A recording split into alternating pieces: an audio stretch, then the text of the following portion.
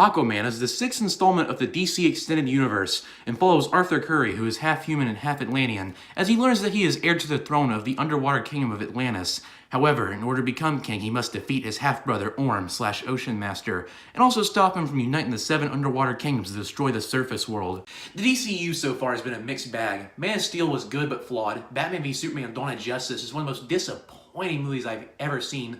Don't even get me started with how atrocious Suicide Squad is. Wonder Woman was excellent. It made me hopeful for the future of this universe. And then Justice League came out and almost swiftly killed any hope I had for it. As for Aquaman, it's actually pretty good. The acting in the film is good, with Jason Momoa unsurprisingly being the best part about it. He is excellent in this film and brings a lot of charisma and physicality to this role, and is clearly having a blast playing this character. Honestly, I can't really see anybody else playing Aquaman. As for the other actors, Amber Heard does a fine job as Mira, Patrick Wilson gives a pretty good performance as Orm/Ocean Master, and Willem Dafoe is really good as newest Volko, Aquaman's mentor.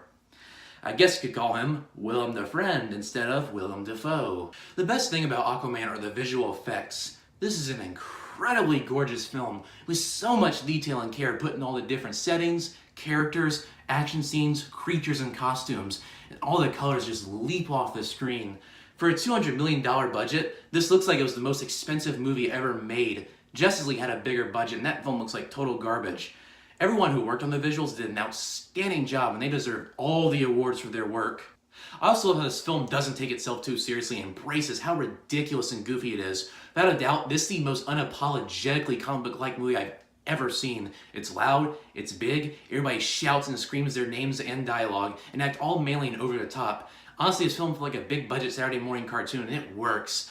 I can see where people will be turned off by it, but the director James Wan stated he really wanted to make an entertaining movie. I think he purposely made this film to be self-aware and embraced its weirdness. Then again, a film that has sharks that shoot laser beams, Dolph Lundgren and Julie Andrews voicing a giant Lovecraftian sea monster, it has to be ridiculous and weird. Aquaman's action sequences are also very well done and are great.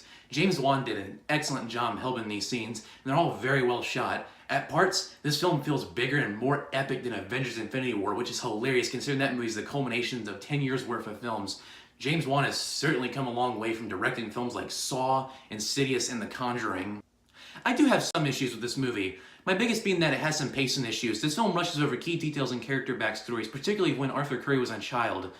I also have issues with the villains, Ocean Master and Black Manta.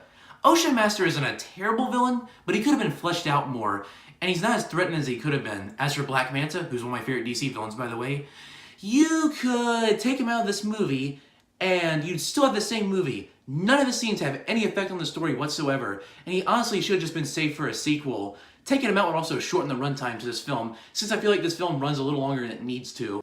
Overall, Aquaman is a really entertaining movie. I'm glad it turned out better than I thought it would. It's not a masterpiece, but it's definitely one of the most fun movies I saw in 2018 and the second best DCU film right behind Wonder Woman.